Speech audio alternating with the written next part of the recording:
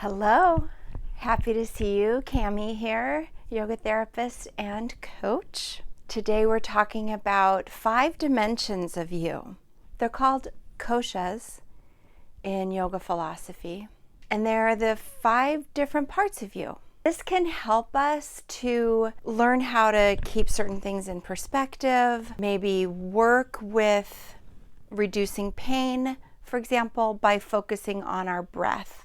That's just one kind of well-known example. We can learn how to work with the different parts of ourselves just by learning more about how they all work together. And then we'll do a little practice at the end, just as kind of an example of how we can work with the koshas. So the first 3 koshas that I'll mention, it's likely you're really aware of, and especially when you come to something like this channel, having to do with yoga, well-being, it's likely that you're very familiar and have on your mind a lot your physical self. So that's one dimension of you. Second one is your breath and energy. So in yoga, we do a lot of work with breath. In this channel, we do a lot of work with breath, some work with energy.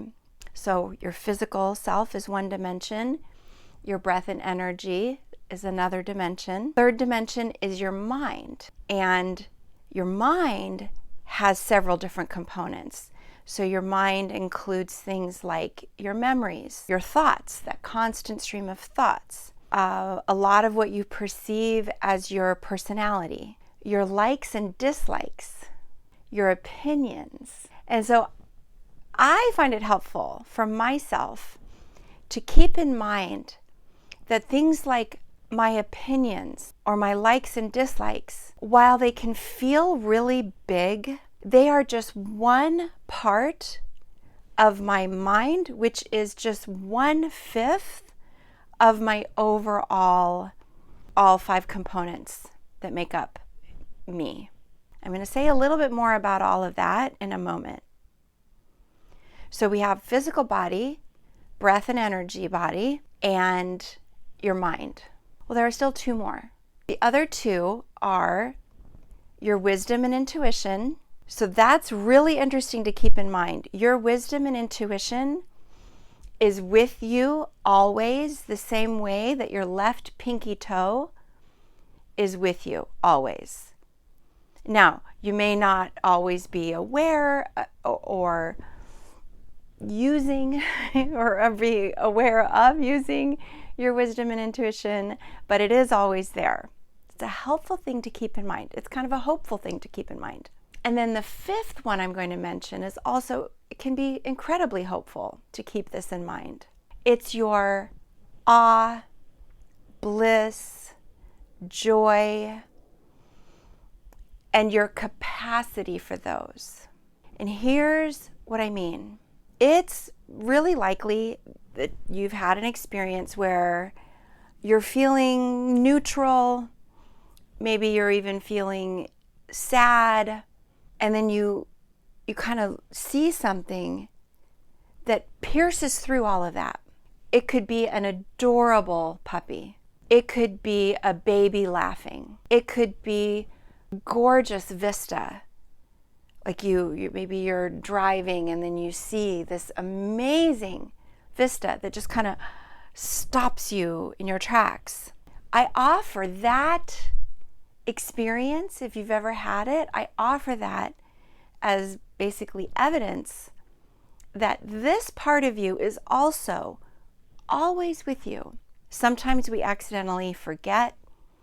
Sometimes life experiences are such that we may go quite a while without feeling anything we recognize as joy or bliss. But it doesn't have to be joy or bliss. It could be awe. It could be profound love. So I'm going to go through all those again and then circle back on that mind piece just for a moment. So your physical body, your breath and energy body, your mind, which has those other components, memories, thoughts, likes and dislikes, what you perceive as your personality, your ego, your opinions. It's all part of your mind. Then the fourth one is wisdom and intuition. And then the fifth one is that capacity for joy or awe. Coming back to the mind part, I have had students say that it really bothers them when, like, a yoga teacher or a meditation teacher says, "You are not your thoughts." And in particular, this one person who was talking to me just said, "It really bothers me when they say that, because it's very important to me that I know where I stand on things and that I have my voice, and I need to contribute in the world, and I do that through my thoughts, and I do that through my opinions and by advocating for things." And and it was hard for this person. This person also had a very hard time calming down and just being present.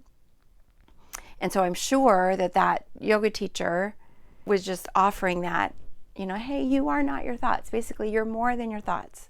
But I offer that person as an example of, sometimes these things are not easy to hear or easy to work with. So I'm not trying to suggest that it's so easy to work with. I am stating very strongly that it can be a relief when we can notice that part of ourselves that's watching our thoughts, that part of ourselves that notices, oh yeah, that's a strong opinion of mine, or, ooh, I really don't like that. And notice, I am not only my like and dislike. I'm actually the part that's observing, oh wow, I have a strong dislike there.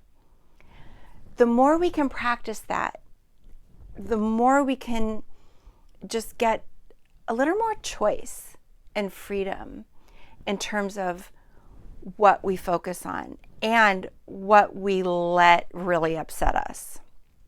So I'm just offering this. These are big concepts, and I'm just offering them as some things for you to consider in your meditation and just sort of in your practice. Speaking of practice, let's spend a few breaths doing a potential kosha practice. And let's do it in the form of cat-cow. I'm going to be on tabletop on all fours. You can be standing at the wall with your hands on the wall, or in some other way that you like to be. But just keeping in mind these koshas that I was just talking about, start to find your own cat-cow.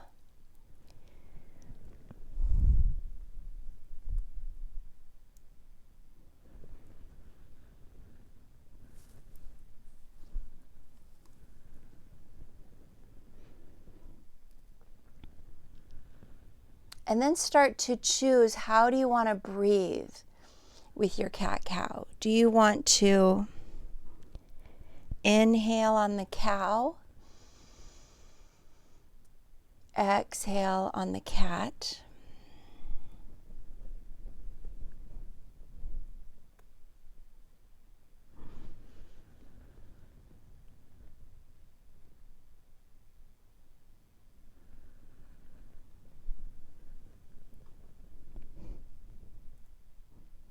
Maybe try it the other way. So you could inhale on the cat,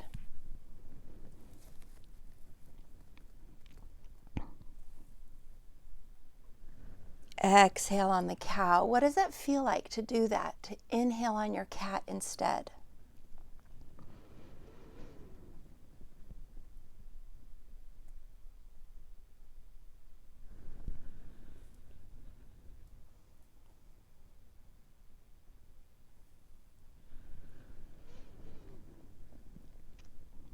In my body, I'm noticing that when I inhale on my cat today, it's not always like this, but when I inhale on my cat today, I'm feeling more breath in my back lungs. I've actually never had that experience before.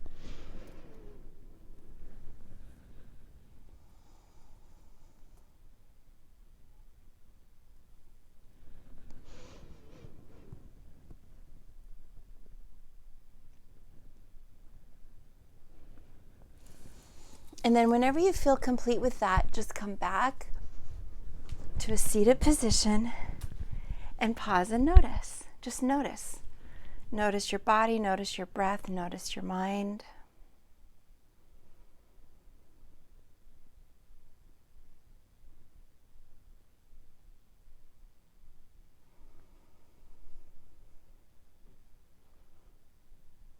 It's possible that some things happened. Maybe moving your body a certain way changed your breath. It did for me in a way that I've never done. I've done a lot of yoga my whole life, and I've never had that exact experience that just happened. That may or may not have happened. But that would be an example of your physical body interacting with your breath energy body. Another thing that might have happened is you may have had a sensation of your mind kind of getting a little more clear, or maybe it came down a little lower in your body, or maybe your mind got a little more focused. Maybe you felt a little calmer just with that little bit of movement. That would be another example of either your breath, so doing your breath a certain way, that calmed your mind, or moving your body a certain way, that calmed your mind, or maybe your body breath together calmed your mind. Maybe something else happened for you. Maybe you saw an adorable puppy and your awe broke through. I don't know. That was just the simplest little practice to get you experiencing and thinking about these 5 dimensions of you and how you might work with them. Thank you. See you next time. If you learned something, please like the video and please subscribe to the channel. Bye.